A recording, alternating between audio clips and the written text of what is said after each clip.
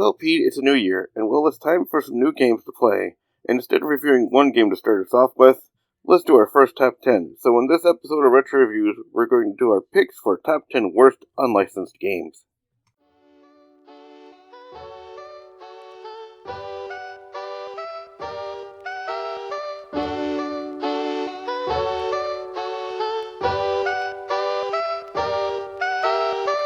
So let me start off by saying this. During the NES era of games, indie games were not a thing. Either you had an NES game, or you didn't. And for those who didn't want to go with Nintendo, but still wanted to create a game for the NES, you had to go under the radar, and create your own game. This is why Nintendo had a chip in their consoles that if an unlicensed game was put into the console, it wouldn't work. But some developers figured out how to get past that and still created games, and one of the most famous names was a company called Wisdom Tree.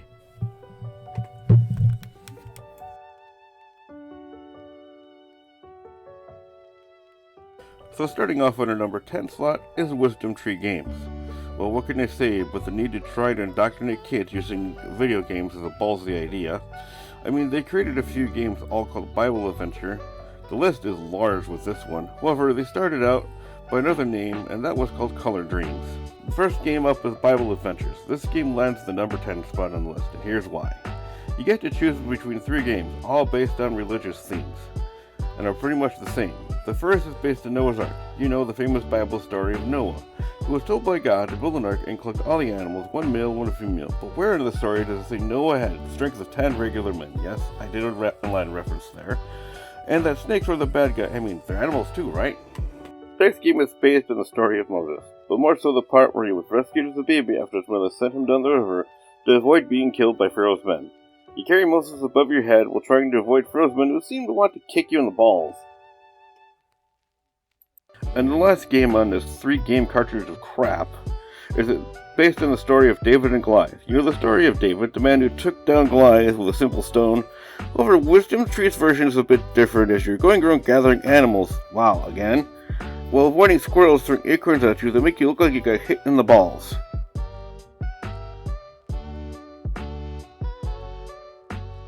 In on the number 9 spot on the list of crappy unlicensed NES games comes Fira, a world of mystery and danger, an RPG game that was really just as boring as can be. I'm a massive fan of old RPG games like Final Fantasy and Earthbound, and even retro-style ones like Undertale, but this is pure garbage. It looks like someone took the concept of those games and just added their own story to it. I mean, you start out with an old guy telling you the backstory, or what I assume was the backstory to the game, and then immediately you're thrown into something that looks something worse than a poorly created game made with RPG Maker.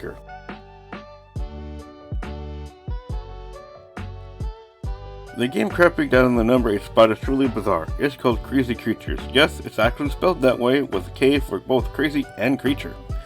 Crazy Creatures is what happens when a matching game and Tetris have an illegitimate love child, and this is the result.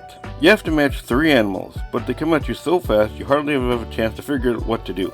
Plus, you can't even slide things around. To create matches, you just have to find them and push the B button, and that's about it.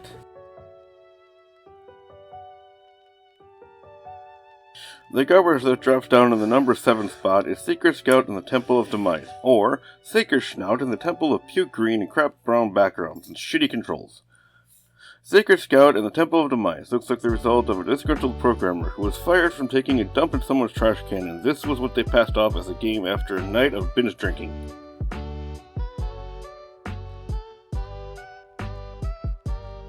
Falling into the number 6 spot is Wally Bear and the No Gang, or Wally Bear and No Gang at all.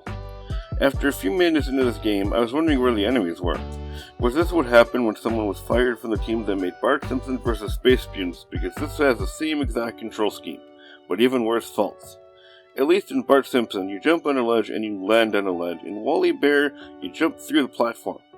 I did a whole round the entire board, which was mostly a giant circle. Wally Bear and the No Gang has no good controls, no enemies at all, no plot at all, and it looks like no one even cared during the development of this game.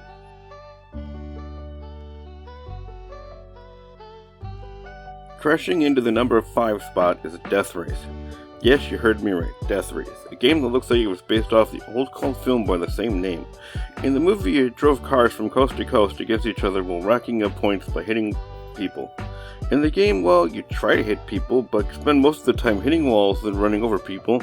You start out with a store screen, but even then you can't figure out how to purchase items, and for some reason people have rocket launchers that fire at you and a helicopter appears.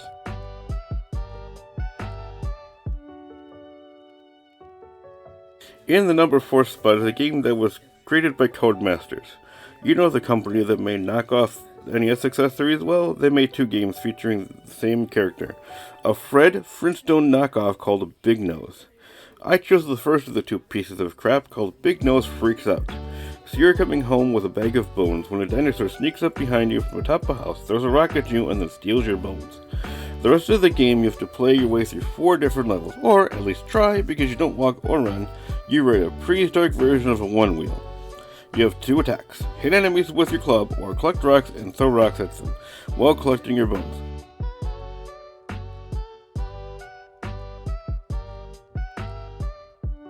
Stinging us in the number 3 spot is yet another Codemasters game. This one called B-52, and this is not what you think. It's not a game about the B-52 bomber or the band called B-52s.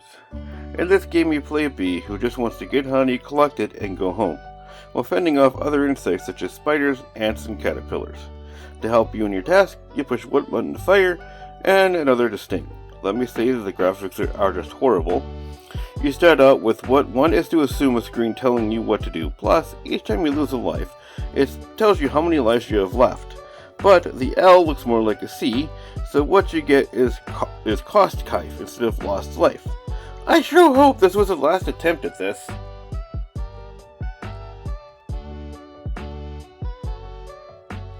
Hitting us to the number 2 spot is a game that is really not that bad for an unlicensed game, Alien Syndrome. This game looks good enough to be a homebrew rather than an unlicensed game. The graphics are good, the controls are great, and the gameplay is easy yet challenging at the same time. Basically, you have a time limit on each board to save as many people in the area while fending off purple blob things that come at you.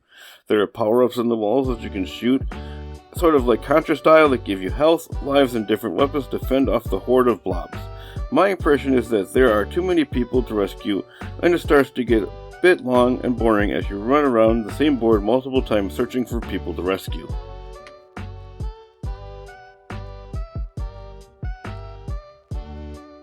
Now in the number 1 spot is yet another great game rather than a shitty one, and that is Afterburner, or rather the port of it. Afterburner was one of the best arcade games around back in the day, and sometimes when it was ported to consoles it didn't translate well at all. But the NES version, well, this game actually played quite well, just like the arcade game.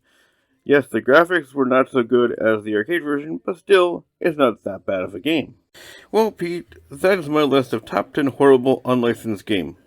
I know the last 2 were not that bad, but they still fell under the unlicensed term, so I included them on the list. One thing I stayed away from was Action 52. That piece of crap needs its own video. If you want to see me and Pete review that, let us know in the comments down below. So, I'm Paul, for Pete, saying peace out and stay frosty.